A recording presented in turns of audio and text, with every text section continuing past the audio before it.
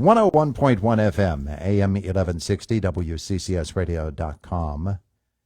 We were comparing schedules a couple of moments ago, Rob Heinrich and I, the superintendent, Indiana Area School District. I don't know who won. I think it was a tie. We'll have to split that last piece of pie. You know. I think we both come up losers in that argument. Actually, my goodness gracious, it is a busy time of the year for anybody, I'm sure, and certainly for Mr. Heinrich. Our visit this morning is presented by Marcus and Mack, voted best law firm and best personal injury lawyer 3 years in a row in the Best of Indiana County contest. You can visit them online at marcusandmack.com. It really is. You know, when you think about the schedule that you have to put together, we're in the final week of the school year. Kids are getting ready to celebrate. Teachers will finally get a break. No such thing for you. The administrators, this is a busy time because we're already working on next year. You know, we have our sights set on the future. So there's not really too much of a break. Maybe in July we'll take a week off or something, but it's a very busy time for administrators across and lawmakers and board members all across the Commonwealth. Sure. Well, a big part of what you're spending time on right now is the budget for the Indiana Area School District. Every school superintendent is doing that right now, and for a lot of them, the numbers don't look particularly good. Public education in Pennsylvania is at a crisis right now, and there's no doubt about that. We're feeling it, acutely here in Indiana. We're looking. Our board members are wrestling with a almost $6.5 million deficit on next year's budget, and we have to figure out how to get that down and how to raise some money and get some more revenues and cut some costs. So it's an extremely difficult problem that they're all working on now, and it's not unique to Indiana. Everybody has a deficit, but ours is and they're all proportional. But it presents a serious crisis that we have to figure out because we don't want to cut programs. We don't want to cut teachers or staff, So when you think about that budget deficit that you're looking at right now, does that include the bill for cyber and charter? 100%. In fact, $2 million of that 6.5 is cyber charter funding, and that's a hot topic right now in the legislature. As I'm sure we've been in contact with our legislators, our representatives, Mr. Struzzi, Mr. Pittman, who have a really, really tough job right now because they got to go back to Harrisburg and they got to figure out how to get spending down across the Commonwealth, but still fund our public schools, who are all in this situation. And one of the hot topic issues is this cyber charter funding, because a lot of people don't know this, Todd, but our local tax money that is supposed to pay for our education of our students here goes to other schools that are in Harrisburg or Philadelphia, centered there, to pay for students that live in Indiana County, Indiana proper, but they are chosen cyber school. But we have our own cyber school. If it's a question of parent choice, we have options. But they go to the PA Cyber or Commonwealth Cyber or Charter Academy, and we pay the same exact tax dollars to educate one of our students in our buildings with, windows and roofs and cafeterias and teachers and janitors, et cetera, as they do for a Chromebook and a teacher online. And it's a broken funding system that needs to be fixed because the average taxpayer in Indiana Borough or White Township pays $309 a year to fund the cyber school for Indiana students, about 94 students. I was going to ask that question because if folks understood that when they pay their school taxes, $309 that they're sending in for their Indiana Area School District taxes are not going to Indiana Area School District. If they knew that, would they maybe get a little bit more upset would be one word for it, but just confused a little bit as well. Why am I paying for somebody else's education and not within my own school district? It is upsetting, and when you get down to that, it is upsetting. It is confusing, especially when and I'm not here to tell you that cyber schools should not exist. I support cyber schools' existence. I think there is a small percentage of students who do flourish in those situations and need something like that. However, a lot of school districts provide that already. So as a taxpayer here, to try to wrap your head around the fact that you're 309 of your dollars are going to going to Philadelphia or Harrisburg to pay for this cyber education is a little frustrating, especially when you look at the Auditor General's report that shows recently that came out in January. I'm not sure if you saw that, but it basically looked at the 5 largest cyber charter schools and talked about the way that they spend their money. They spend their money in ways that local school districts are not allowed. It's illegal for us to spend taxpayer money in some of the way that they do it. And it's hundreds of millions of dollars.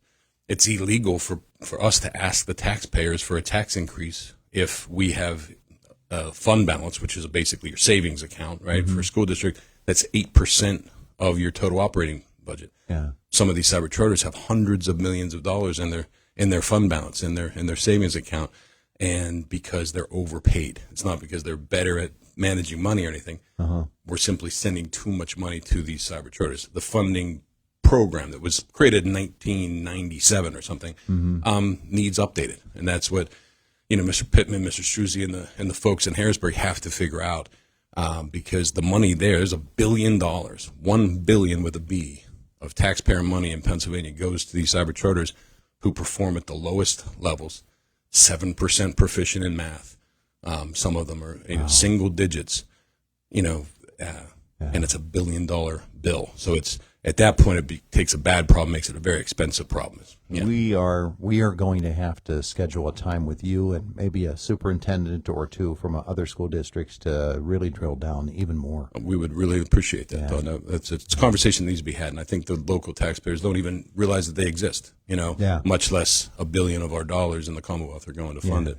Well, when you have all of this free time coming up in the summer, we'll get you, Exactly. you and somebody else and looking at July, others to come on in and visit with us, Yeah. and really spend some time talking about that and the approach that you are taking to try to open some eyes in Harrisburg. I think our guys they're wide aware of everything that's going on. They with are. the charter school problem. Good men. They want to do it. They want to help us. It's a challenge that they have. I think they understand our problem, and I trust, and I think the other superintendents trust that they're going to do everything they can for us. Yeah. But it is a very complex problem that is difficult to solve when you have to get all the other members of the House or all the other members of the Senate, half of them, to agree with you. That's a tough challenge. So, but really what it boils down to for us, Todd, is if they can't fix it, we have to raise taxes to pay for this mandate. We're not allowed to not pay the bill. Yeah. We're not allowed to say, look, you're failing our kids. We're not sending you the money.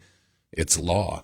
Yeah. So we have to pay for it. And if we have to raise taxes to do it, we will, but we don't want to. It seems to me that a school district that offers a cyber school, charter school, ought not to have to pay that bill. But we'll get into that discussion. We'll schedule a time. Absolutely. I would appreciate that. And really break it down. Look forward to it.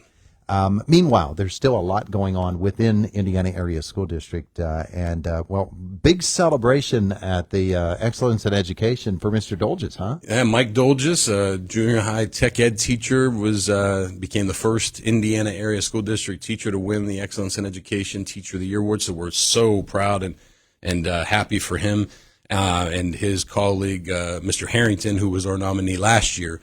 The work those gentlemen do is simply outstanding. If you have not come to our BattleBots competition, you need to come and check it out. These two gentlemen, not only have they built a program, a tech ed program that makes kids think creatively, they make it fun and engaging, where they're actually smashing robots up against each other, which seems like a toy, but they have to design the robot, they have to design the weapon, they have to understand computer automated drafting, or computer-aided drafting. They work with ICTC to go and machine the weapons on these BattleBots. Then they go smash them, and now they have to work as a team to figure out what's wrong and fix it so they can go back in the ring the next time. So advanced critical thinking, communication skills, problem-solving skills, design, mathematics. They actually have to write up reports, so there's technical writing involved. It is really one of the coolest things that we do as a school district. And it's all because of Mr. Harrington and Mr. Dolges. So it's well deserved. And the other thing, the reason I think that Mr. Dolges won was not only do they affect students in Indiana Area School District, but students in Homer Center participate. River Valley participates. Schools from 3 counties come into this competition, so it's helping hundreds of kids across the Commonwealth. Indiana Area School District also has the most philanthropic student. Max Julin, wow. He won the award for most philanthropic. We have a lot of service clubs in our high school, and our kids put in a lot of hours. They're really great kids, and they care about their community.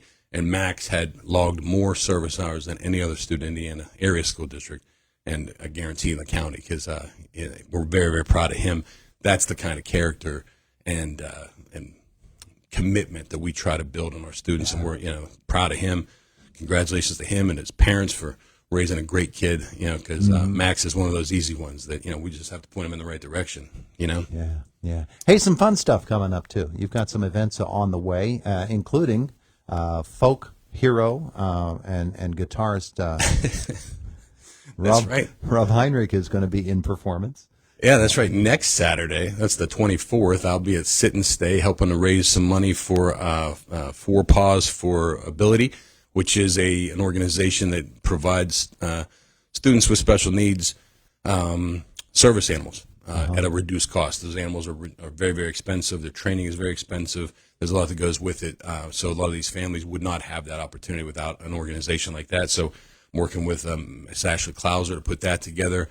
So I'll be there on Saturday from 12 to 4 if you want to come by and listen to some, averagely played music. But that's one thing. This coming Saturday, no, 17th. The 17th, yeah, it's 2 Saturdays from now is the Sit and Stay. The 17th, I'm going to be a guest dealer at the Indiana Free Library for their casino night to try to raise some money for the library we support. And on the Sunday, the 18th, is the Indiana Area Education Foundation's first ever 5K, the Step Up for Students, a fundraiser for them to help us help kids. So a lot going on, and if you guys can come out and support us, we'd appreciate it. Anybody out there? Absolutely. All right, so a couple of other things that are going on right now. Of course, we're in May. That it's a very, very busy month. We've got prom, we've got the baseball team, softball team, tennis, rugby, boys and girls lacrosse, all making the playoffs. All of that starts next week. Next week, yeah.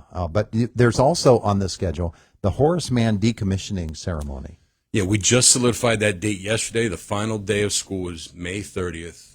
As you all know, Horace Mann will be decommissioned for public school use after this school year. So those students that are there now, their last day will be the last day of public school students in that building, and we're going to have a ceremony to send off that building appropriately. She's been in existence and service for 117 years. Wow. She's been a great service to the community, and we think it's appropriate that we celebrate the service that building has provided us, and the number of us that have gone through that building as either a student or a professional. So it should be a nice event. I think we're going to do it at 9:30 on the 30th. The kids are going to do a little presentation. We're going to invite some people from town to come speak. So it should be a really nice event. We'll make sure Brenda gets an invite as well. Very nice. Very nice. Yeah, looking forward to that. And of it's course, going to be emotional too. It is. I mean, that building is there's a lot of people that have an emotional connection to it. It is a great building. It's just like I said, built when Teddy Roosevelt was president. So it's time to move on. And with the new Ike, we're excited about opening that building. There'll be an open house for that in June, so we can respect the past and look forward to the future here. Yeah. You've got ICTC graduation coming up May 22nd, and then Indiana High graduation is on the way, too. Right. May 30th, same day as the decommission. You can come to the decommission in the morning, go to see the commencement in the evening at the KCAC. So I'm sure those kids are really excited. They're chomping at the bit. They got to get through Keystone testing this coming week first, but after that, we're going to focus on graduation and celebrating these students who have, after 12 years, are ready for the real world. Here it is. So you betcha. Excited about that. What a beautiful time of the year. Rob, thanks so much for coming in. Thanks for talking. Appreciate it. It is Indiana in the Morning. It's WCCS 101.1 FM, AM 1160, WCCSradio.com.